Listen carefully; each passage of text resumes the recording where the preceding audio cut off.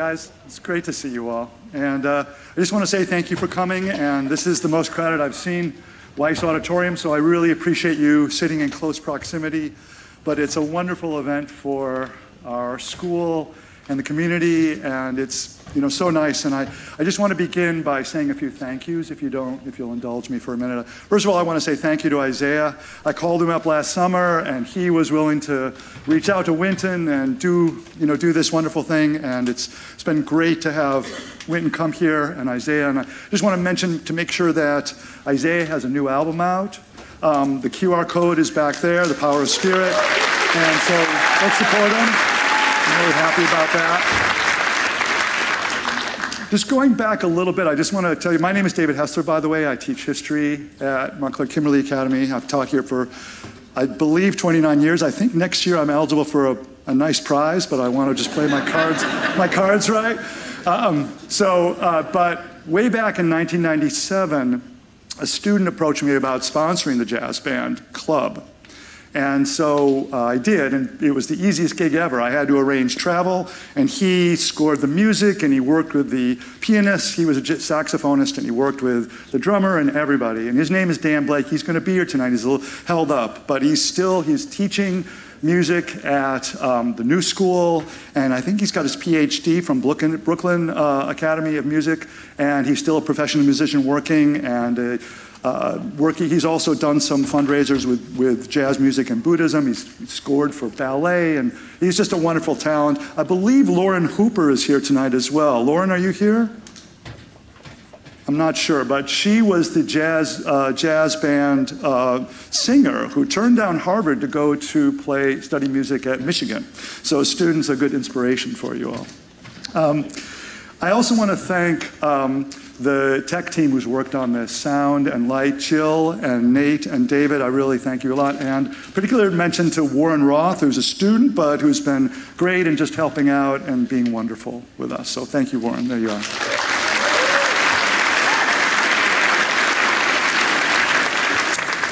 So when Steve Valentine came excitedly into his office, and I said, Steve, I think I've got Wynton Marsalis to come to MKA.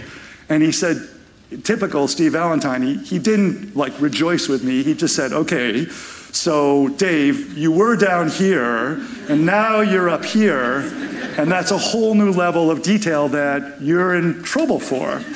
And so I really want to thank a few people who helped with all the details. So Madison and Kim and Lila and Ashley did just a fantastic job helping out with all the details. And, and a special thank you to Gretchen Berra. Gretchen, I feel like, please. Gretchen, I feel like my strengths are your strengths, but my weaknesses are also your strengths. So thank you very much. You did so much in thinking of all sorts of things that I never would have thought of. So I really want to appreciate that.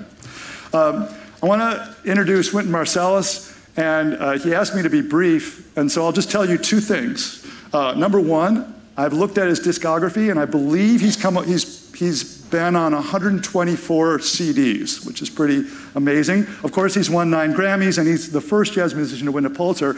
But maybe the most impressive thing, and my son might remember this, is that he's on my favorite song, which is Put Down the Ducky If You Want to Rock and Roll by Sesame Street. So he's on the original recording of that.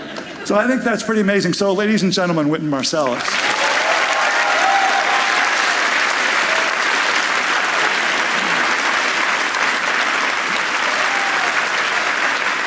Thank you. Oh, I'm sorry. Thank you. He corrected me. It's put down the ducky if you want to play the saxophone, not rock and roll. So sorry about that. Put down the ducky. I don't want to play saxophone. So we've got a number of questions to go through, and we're going to look at community and teaching and jazz and kind of excellence tonight. But let me start with a simple question. When did you move from kind of wanting to be a jazz musician to knowing that you were a jazz musician?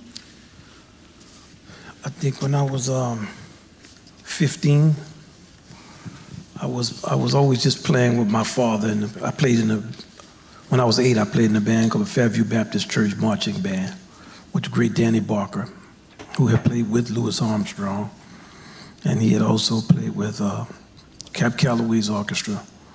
But that was not the style of music we played in our generation. We were playing funk, like Stevie Wonder, early Stevie, Earth, Wind and Fire.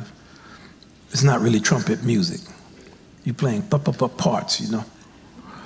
And then some grown men called me to play a job, and they said, "Are you Ellis's son?" I said, "Yeah." They said, "We got a gig for you at this place called Tyler's Beer Gardens." So I thought they were mistaken. I said, "But I was playing in a funk band at that time." I said, "You sure you want me to?" They said, "You the trumpet player?" I said, "Yeah." They said, "Yeah, we want you to come to this gig and play." So I went down, and they were playing tunes like Chick Corea's Letha and these sophisticated songs. I could barely play on one chord. So I went down to the gig, and Tyler's had a dozen oysters for $1. And I'll never eat another oyster in my life. But it was kind of hip because college students would come from Tulane, and I could kind of con them into thinking I was in college. And I learned more about playing actually away from my father, playing with these younger musicians. And I always grew up in clubs and around jazz musicians, but they were always struggling. It was nothing glamorous about it. So I grew up in the struggle, looking at my father and the other musicians really going broke playing, and playing for very few people. But for me, it was during that time that I felt, hey, I'm a jazz musician. My father would always say, "You're sad, but you are a jazz musician." So let's talk about that for a second. There's two things. One is struggle a key part of being a great musician? And do you have to, can you talk about one incident or one event where you really, like, it was not pleasant? This is a tough event. Man. Struggle is a part of life. It's just what life is. And yeah, I have many. But this is we have such now a culture of victim that I have so many victim stories. I'm gonna spare y'all. But I'm just gonna say that one of the tales that I used to tell my kids when they were younger was from the Knights of the Round Table. The greatest knights had to go rescue the queen from the Green Knight. And Sir Lancelot, the greatest of the knights, was willing to subject himself to humiliations that the other two knights were not willing to subject themselves to, Sir Gawain and Sir Galahad. And one of his tests was he came to a bridge that was the blade of a sword. And he looked at that bridge, it was over a moat. And across from that moat were two lions. But if you could get past those two lions and get across that bridge, you could get the queen. He studied that bridge. He started interviewing people. Does anybody ever make it across? No, nobody ever makes it across. So what do? They fall in. You know, you're not going to make it over this bridge. Forget about it. So after studying for a few days, he took all of his armor off, put down his sword and everything, and crawled across on his hands and knees. And once he got near the castle, he could see that the two lions were actually dogs. And the dogs had never seen a person. So they ran. And he came in. Now he had to face the Green Knight, which the Green Knights, the way he would battle you, he cut his own head off first and put it back on. So you felt like, well, okay, this is a losing proposition.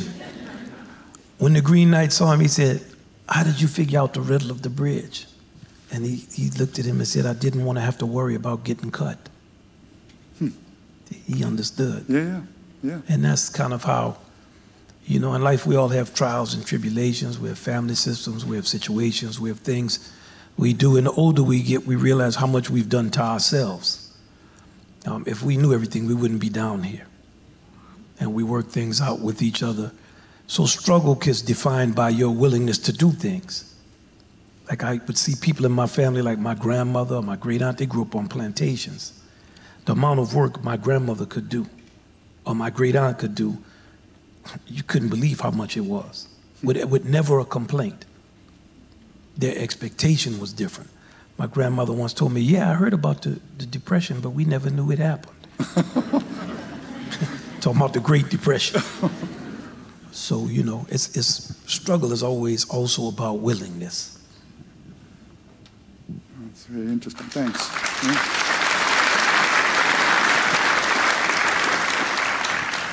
So the next one may be a loaded question, but it's an interesting one that's come up in jazz plenty of times. So you grew up in New Orleans, but you live in New York City. How do you see the creation of jazz in those two cities as being different, or is it the same? How does jazz speak a different language between these two cities? You know, there's the same and different in the same way. Like New Orleans at that time was a big city for where it was. So if you were there when jazz was invented and you were from Mississippi or you were from Texas and you came to New Orleans, it was like the Paris of the South. So New Orleans, early New Orleans jazz has the sound of city music. But with New York, it is the greatest metropolis in the world. So you'd never seen that type of modern living. So if you came to New York, let's start with the Industrial Revolution.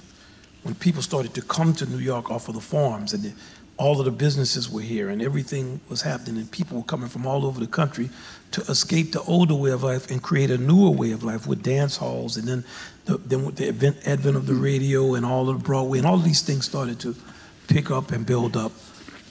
You started to have that type of city life. In Harlem, people came, black people came from all over the South to avoid the persecution of being in that environment, so on and so forth in that time. So if you look at it in terms of what it is city in relation to the country, there are similarities. Now, if you look at it as city in terms of size and sophistication, well, in New York, you know, everybody is here at that time. Now, New York is very different because it's been segregated by wealth, and it continues. In the 40-something years I've been here, it's changed a lot, and it continues to change. So cities, they go through different phases like people do. That kind of gets at kind of an inspiration question. So you listen to music, you get inspired, you're bouncing ideas, but when you walk around New York City, if you do much walking, does that also inspire you, just hearing the sounds of people, the patterns, things like that?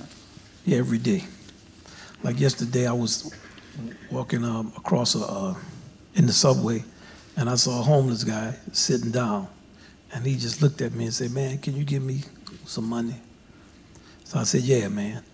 You know, I pulled some money out of my pocket, I dapped him, and we started to talk about something. I said, "Man, how long you been sitting here?"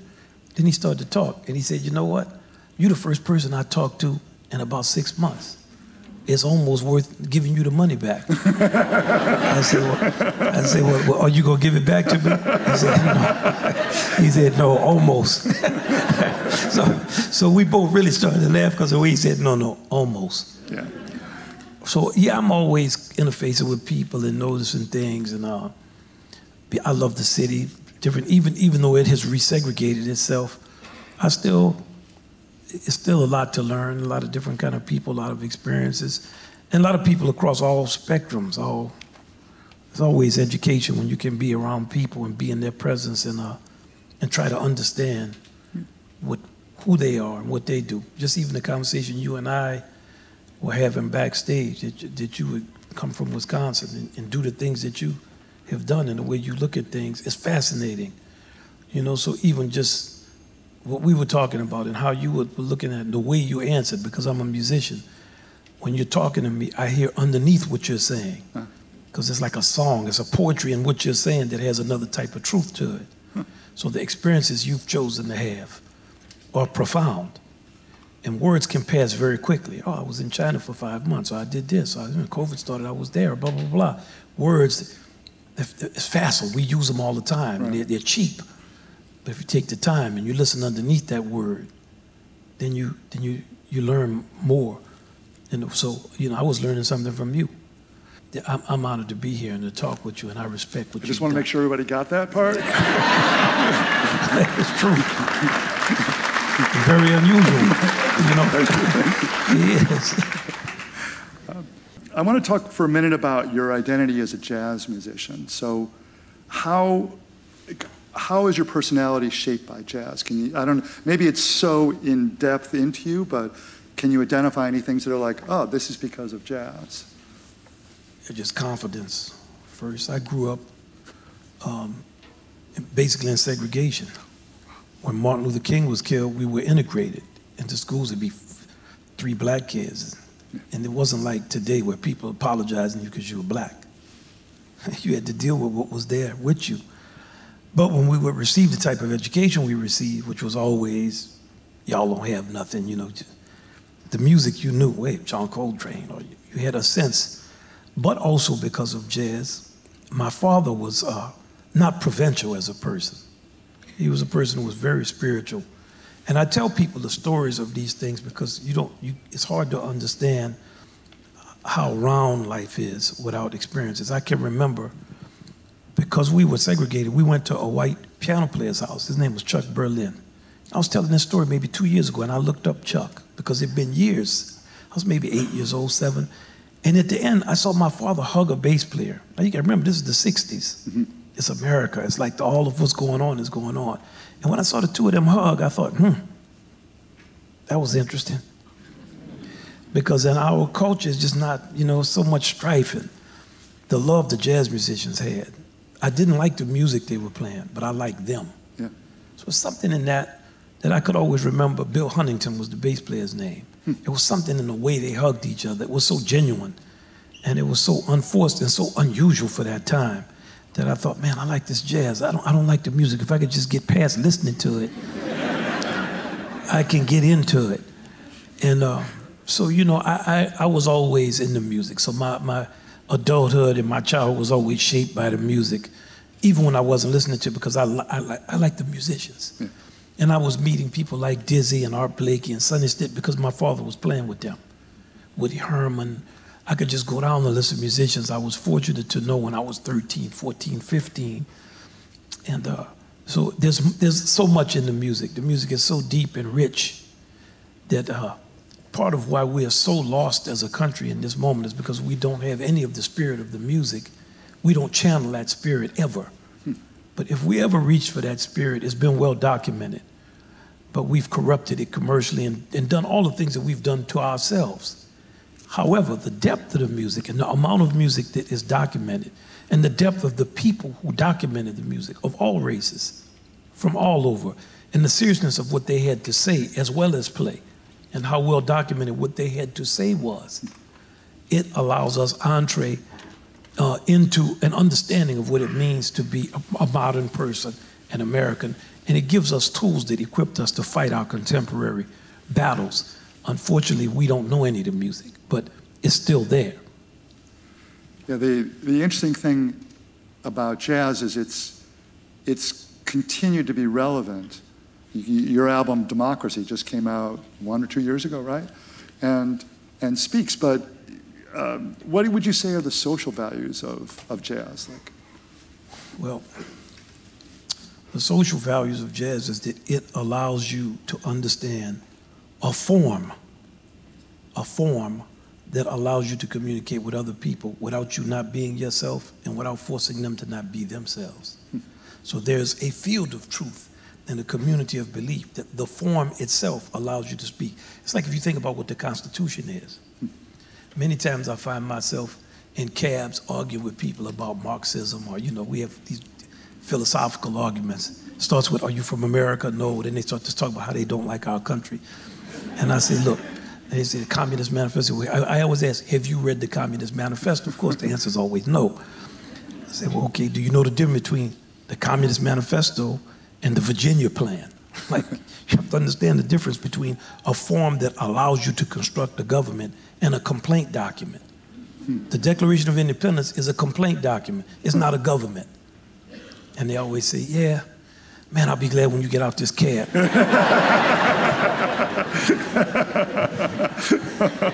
You're taking it to them.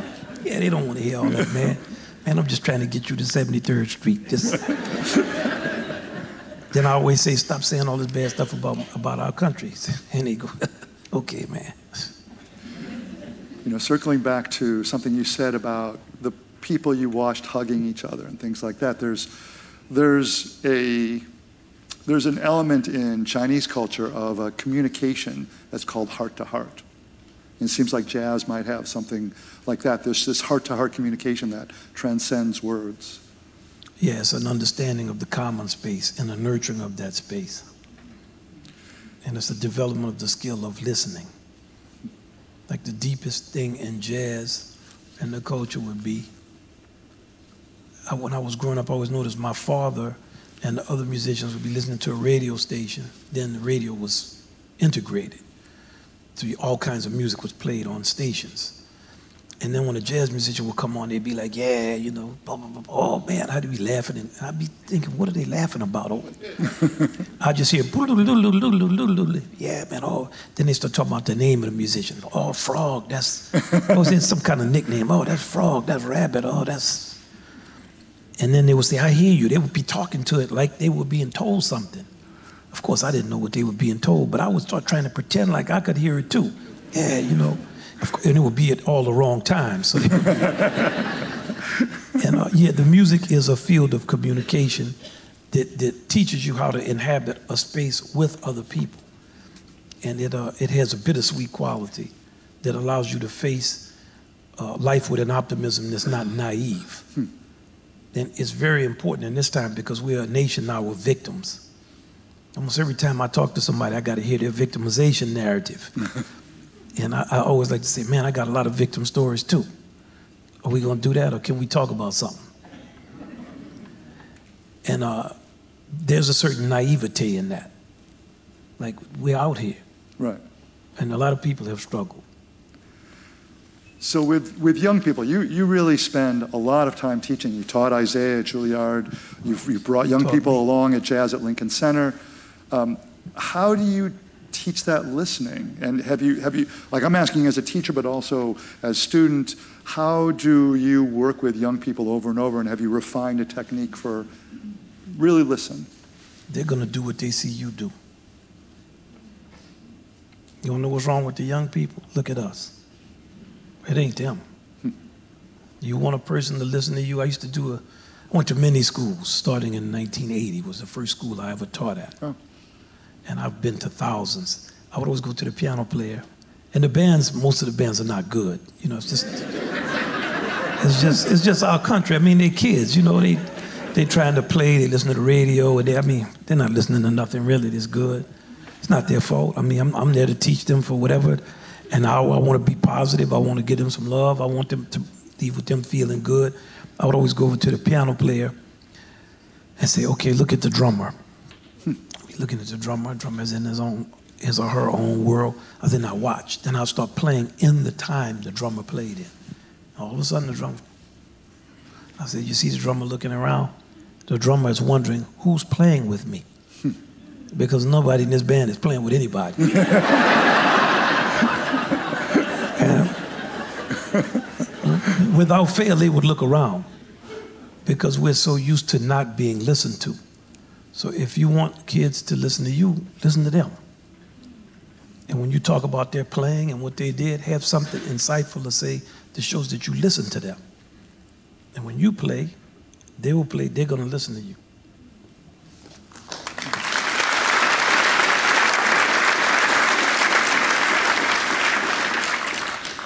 So in one of the interviews that I saw of yours, you were talking about United States culture, so we're shifting a little bit, and that our culture is really a culture that kind of monetizes everything. Like, oh, look how good that is. They made $5 million, $100 million, whatever. This is the best baseball player. He makes this much.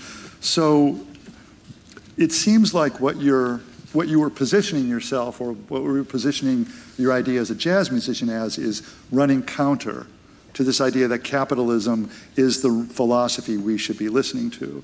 And maybe I'm asking the question poorly, but you can take it wherever you want to go. But I just thought I'd bring this up as a topic. Well, capitalism has to be tempered by democracy.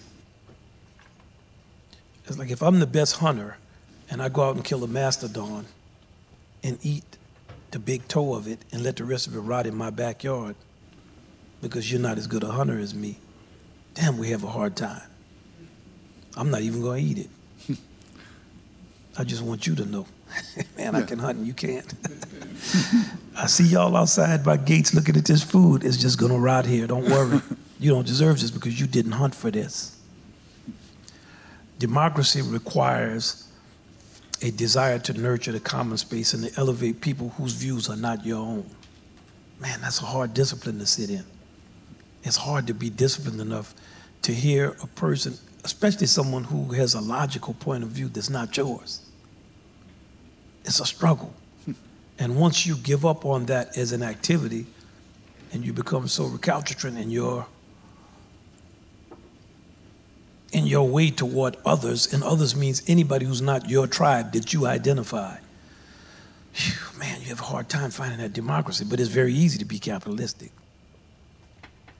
So there has to always be some moral component to a civilization. You can't take morality out of it. You can't take it out of art. AI is going to teach us that. It's going to teach us, don't worry. Watch what I'm telling you. Mark my words for my younger people. Watch the education that's getting ready to come. Because when you put it in immoral, it's what's wrong with flying drones over people's country. The drone is not making a decision. How many times you hear war stories where a soldier will say, well, I saw this and I decided I'm not going to do this. I saw that and I said, maybe this is not the, that drone is not saying that. That drone is interpreting data. We're human beings. We're the greatest technology that we know of. And the earth is greater than us. And we come from the earth. But we in the West have decided to set ourselves. How you remember when you were young, you learned man versus nature? How you gonna be versus nature, man? Yeah. That in itself is ridiculous as a thought. Just the arrogance of that thought alone is enough to make the earth want to have 3 or 4 earthquakes and swallow you up. You better be quiet, because if the earth hears you, it's gonna be like, what did you say? This is gonna be worse than a dictator. You know, so that's always, there's a great collective power, and democracy allows us to work on it if we nurture the democracy. We have confused America and democracy, democratic thoughts and ideals with, I can come here and have a chance to make money. Of those cab drivers I'm always arguing with, we're always arguing about money, not nothing about democracy. If I say something about the Constitution, they start laughing. The Constitution. Man, you're a black man talking about the Constitution. I said, man, slavery didn't ever have to end. You know, human history is full of slavery. You do realize that. That to abuse your fellow person is one of the great joys of the world, is to do that. Let's kill them. Let's destroy their stuff. Let's enslave all of them. Let's take their women. Let's take all of their money. Man, we've been doing that for a long time and loving doing it. Somebody who's real successful doing it, hey, they're the greatest hero. To make the shift and to go into collective thought is very, very difficult. And we're struggling with that, but we're a very young country. Yeah, it seems like we've taken a little bit of a turn in the wrong direction in the last several years. I don't know. We're having a stress test for the democracy. But when was it better? 1965? 1830? 1929? 1950? I'm always wondering, what's all these glorious years that everybody's talking about? 1958, 1972, I haven't seen them. I think there have been, one of my colleagues in the history department told me that, like this, in terms of per capita murder, crime, we're actually in the best time right now. This is actually the best time. I believe that if you deal with data. Right. It may not feel like that because we celebrate murder and killing. It starts with cartoons and it just goes on and on and on. TV shows, vulgarity. I always tell my kids, I remember the first curse word I heard on a record was an Isley Brothers song in which the word bullshit appeared. Fight the Power, it was called. I was in a funk band, so we learned all of the music. And we looked at each other and said, man, you know, what are we gonna do about the word bullshit? Now, it's not like we didn't curse every other word, was a curse word. But we had a quandary about it. Like, we're gonna do these shows and we're in front of people and we're gonna use this. We had no idea what was coming. Oh, man, the absolute vulgarity and filth and ignorance that goes through music. I don't even know what to say about it at this point. I started talking about when I was 22. Now I'm 61. So I hear about these nations, how just sometimes something can be wrong with you and you just don't know it. You don't know how to identify what it is. Right. All these murders going on. Louisville, we had 2 of them today again. Well, what are they talking about? Let's arm teachers. Man, you can't make your nation be a perimeter. It's ridiculous. Yeah. But you start to think and do ridiculous things when you lose sight of who you are, where you are, and what you're supposed to be doing. And we have such a pipeline of filth that has come through the music industry so consistently under the guise of First Amendment rights and all these. First Amendment was designed to protect you from a king, not for me to cuss you out.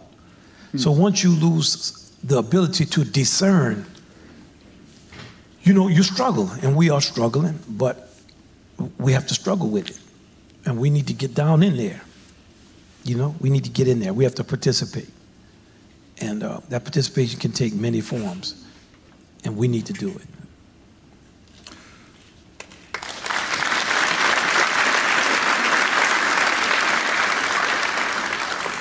So this question is from a student, actually. So they ask, you've been performing as a professional musician for almost half a century or for a long time. How do you still find passion for music, and where does that passion emanate from? Well, I believe in it. You know, I saw my father play for no people for years. He believed in it. And when I see my younger musicians, even tonight with Isaiah, it's hard for an older person, maybe 35, 40 years older than the person they're playing with, to explain the type of love you have for their commitment and the growth you've seen in them. Because when you get older, you get sentimental, and you can't help it. And these are times that separate younger and older people so much. But when I hear him play and see him, and have seen him since he was a kid, since he was here, you know, a young person, and the commitment, the dedication, and the seriousness he has, even some things me and him have argued about, but he would be right about what he was saying, but I would never admit it. You know, and see that type of self-assurance and the health and the belief, yeah, it's vivifying, you know, it's like it. But the belief, you have to have that.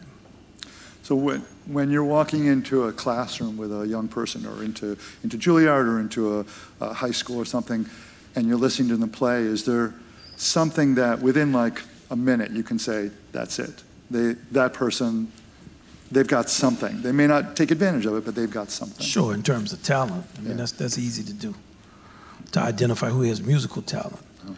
But I always try to give kids something that I hear about them. And that's more difficult. Like, maybe you're not going to be a musician, but man, you make good grades, or you have a lot of integrity, or you have a lot of humanity. I see you looking around. I see, like, what is your observation? You know, and the observation is more important to them. And I always try to teach kids. When I was 22, I was teaching a class. I had an album come out. I was playing classical music, so I ended up teaching classes sometimes with kids that were a little younger than me. So I was in Alabama. I'll never forget, I was teaching a kid that was maybe 16 or 17. He was the best trumpet player in the school, and he was playing the Hummel trumpet concerto.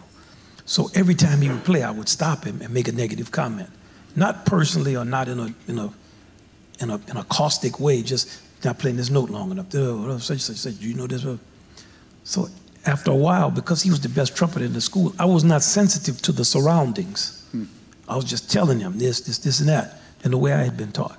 So he told me, Mr. Marsalis, may I respectfully request that you teach me from the positive frame of reference. Now, that was literally 40 years ago. And I can remember that like it was yesterday. So I waited till after the class was over. I shook his hand. I said, I was teaching you, man, but you taught me. I said, you know, you're right about that. I need to learn how to do it. And so I strived over the next 10 to 15 years to, in my teaching, learn how to come from the positive frame of reference and to assess who everybody was instead of just having a stock way I was going to teach them. Some kids barely can play, but it's an unbelievable achievement for them. And some can just play great, and it's not an achievement. So to assess where you are and what impact you can have, and try to have, at the end of the day, a positive impact with your knowledge, and to invite people into the feeling of being a musician, into the joy of music, into the beauty of it, so that when you leave, they feel good. And they feel like, damn, I want to practice, I want to play. Instead of, man, my man beat me up. You know. So question for you, comparing jazz to like rock and roll or classical. So you've talked a little bit about the values of jazz. How do you see jazz, for example, as different than rock and roll music or rock music? In a lot of rock and roll music, the bass lines are static. So if you play bass, the bottom is not mobile. Okay. The drum is a very loud, present instrument. The sound of the music itself, in stadium music, for a stadium, it has to be loud. Right. And it does not feature solos. A solo is played, but people who are listening to a solo, they can respect the virtuosity. And I'm generalizing now. Not every piece of rock and roll. They will know the solo, but they're not following the solo.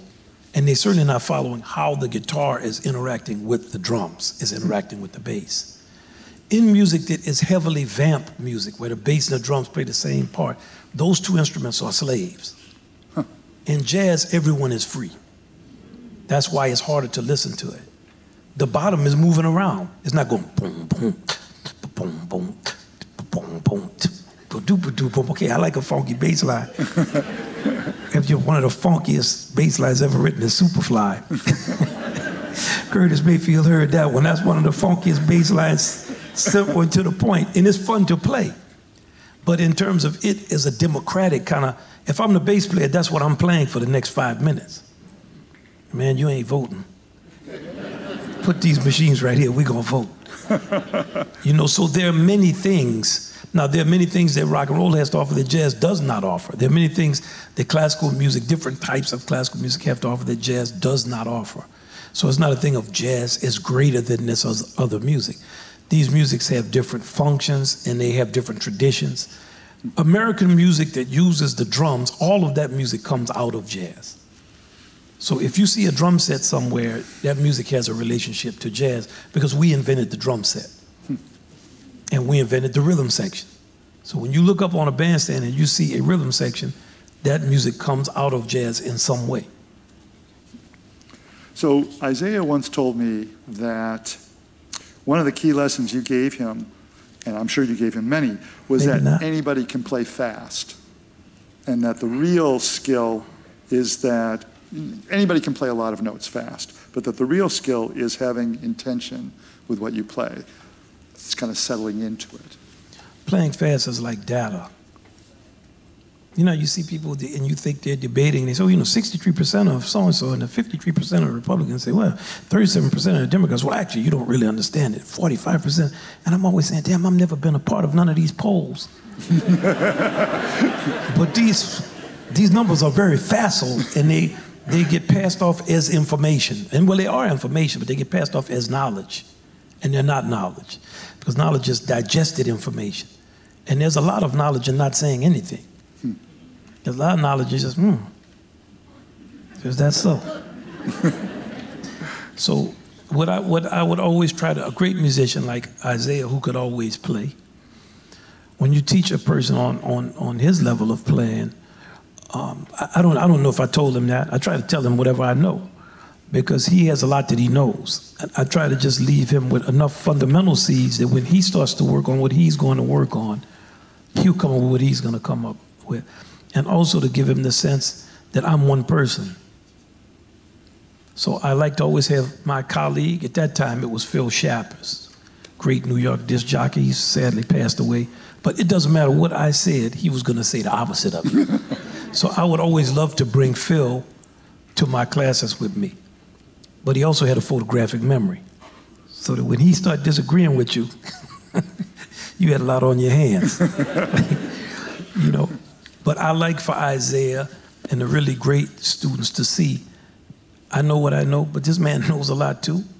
And even what you were breaking down, man, you know a lot. I was listening to you like, you did that? Why did you? And I like them to understand that talking is easy. It's the experiencing and the participating in things and making things and creating things and being creative and letting your creativity go and coming up with things and do something, you know, make stuff happen. Thanks. With that, let's bring Isaiah out now.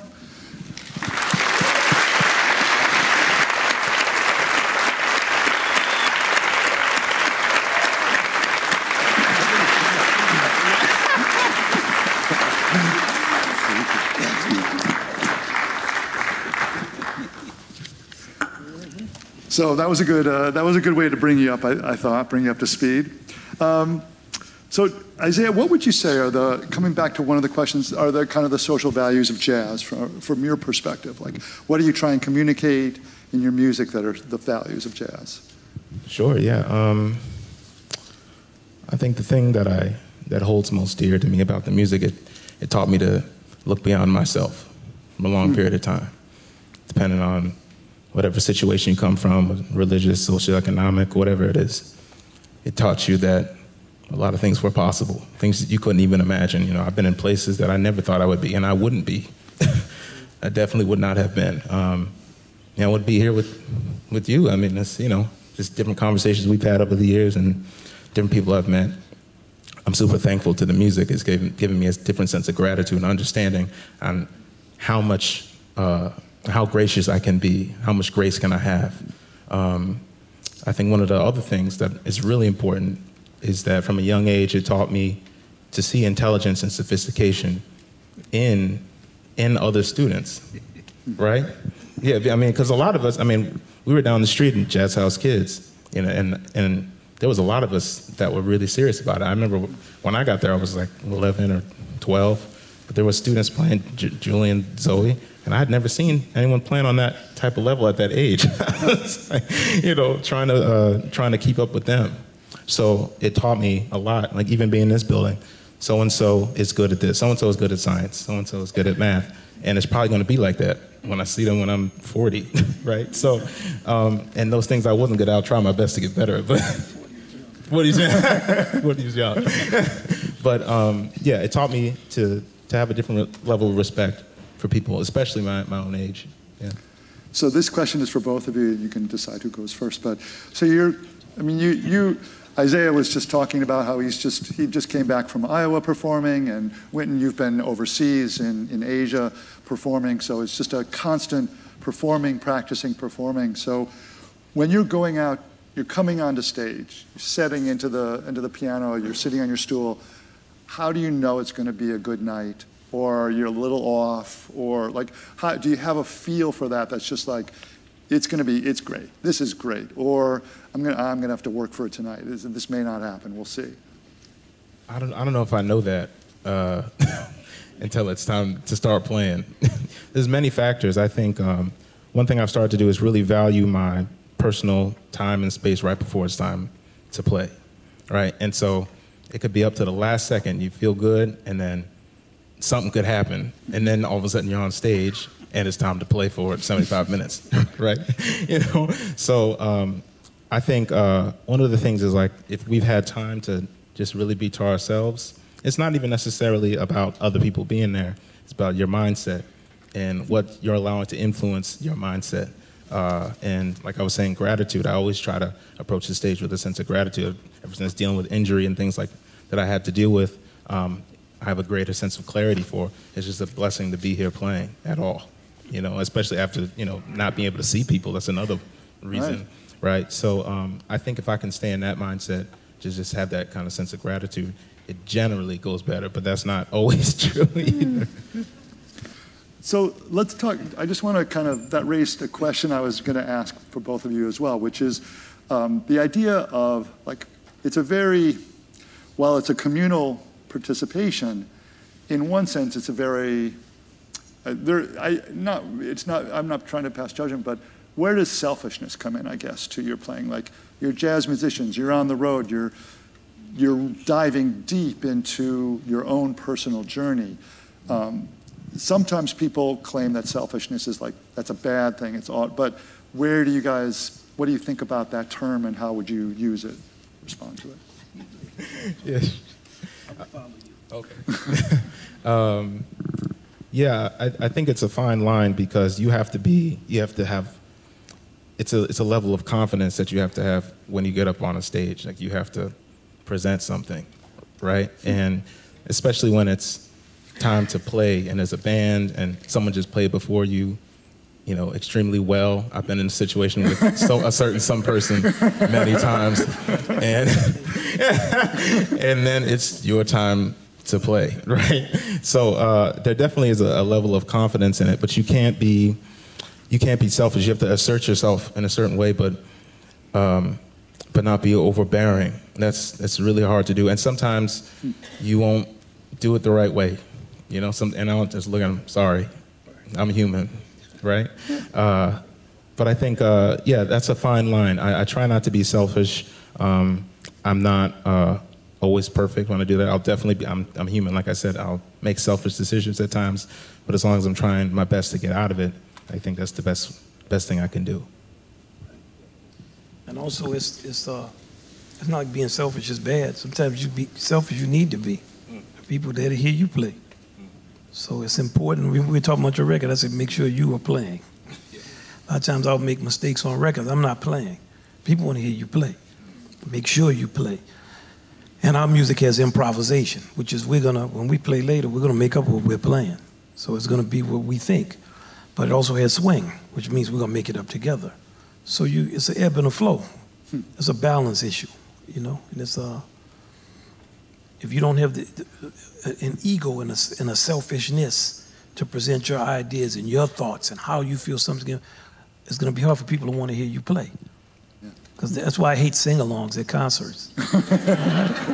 I didn't come here to sing with you, man. I want to hear you sing. You know what I'm saying? Now all of a sudden you got me, I'm in the show. I don't want to be in the show. Everybody do, oh, yeah, no, I'm not doing all of that. You know?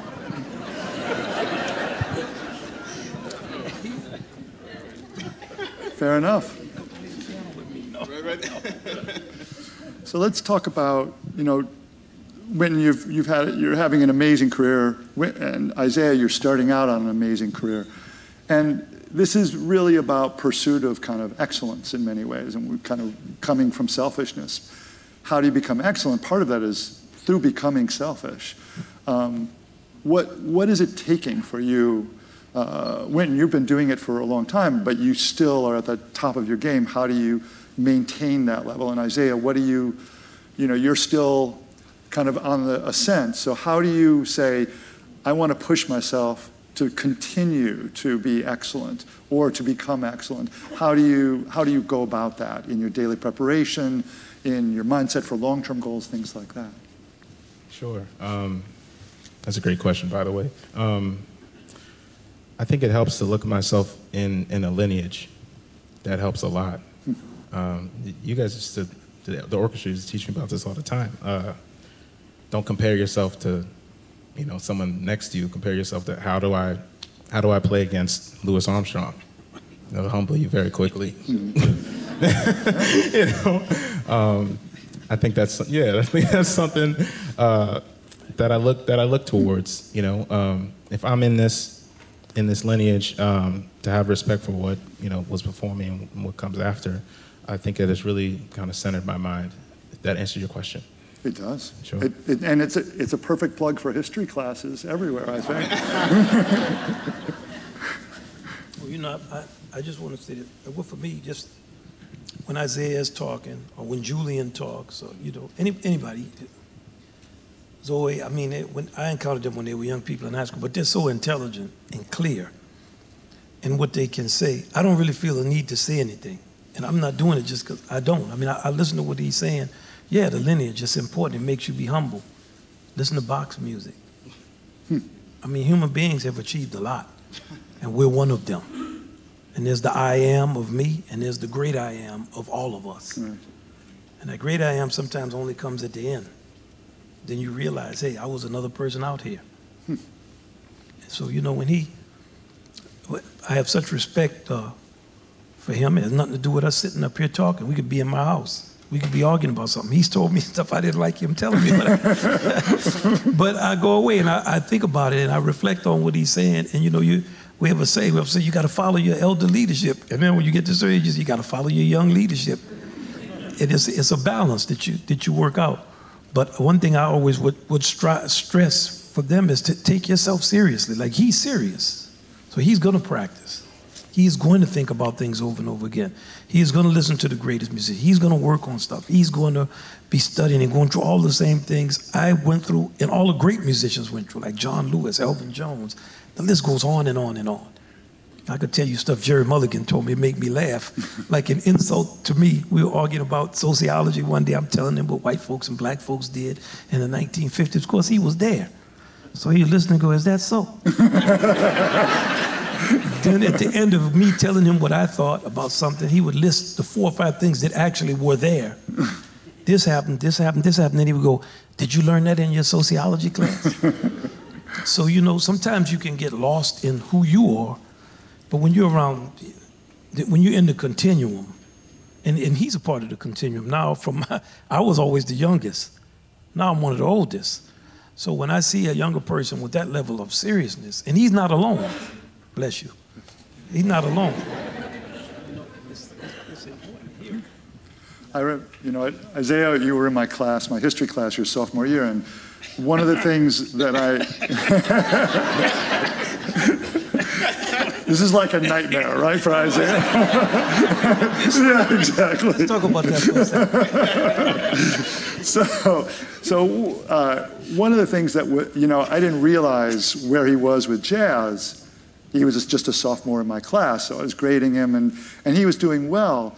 And then we got to talking, and we talked, and over the months, what I realized was he was doing the work of every other student, and then he was going home and practicing for 3 hours.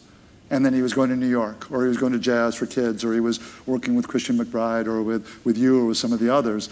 And I was like, and he never once complained. Like, he never said, oh my God, it's not too much of a nightmare. But I just was impressed with, like, speaking of excellence, like, he knew then that the juice was worth the squeeze, that I don't care, I'm going to be fine, my grades are going to be fine, I know what I need to do. It was a laser focus that really, like you said, taught me, well, this is what it looks like when a student is clear on their path and they know where they want to go. Yeah, I mean, I remember having a few jet-lagged classes. Right?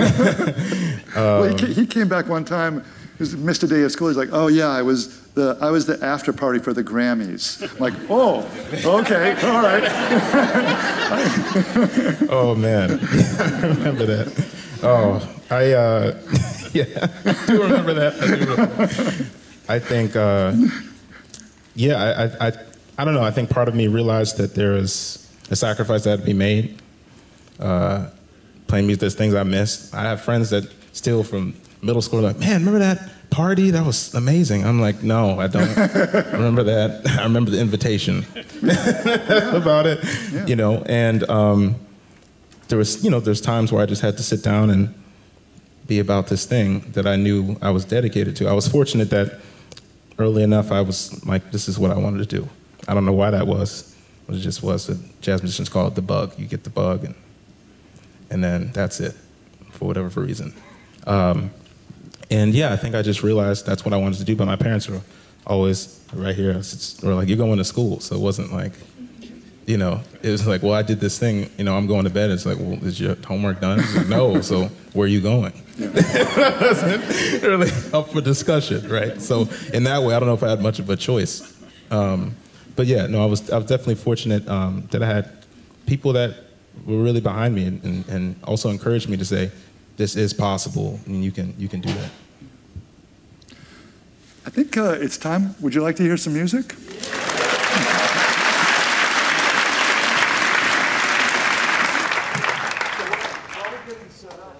While they're getting set up, just a quick point. Please, no photography. It's kind of disconcerting to the performers. So just keep your cameras away, turn them off.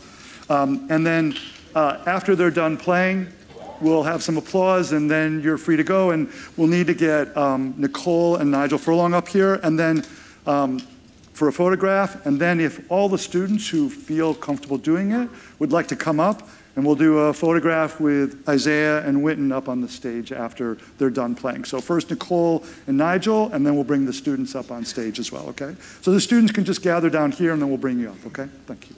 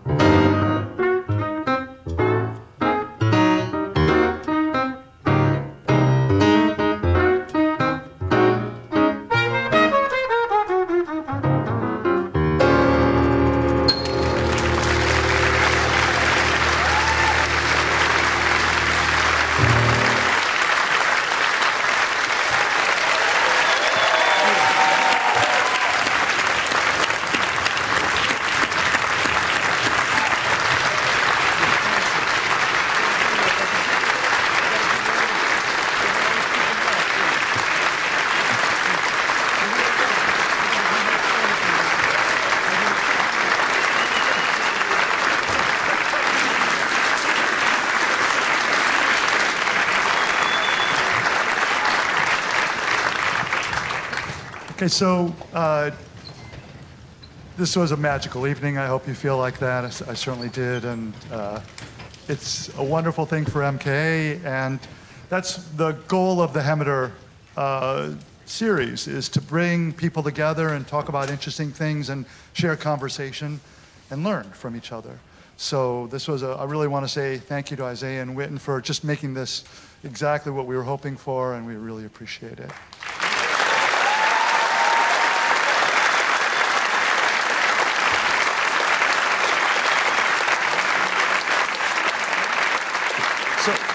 So now, Nigel and Nicole, if you'd come up, and the students, if you'd come down, and everybody else, have a great evening, be safe, and take care.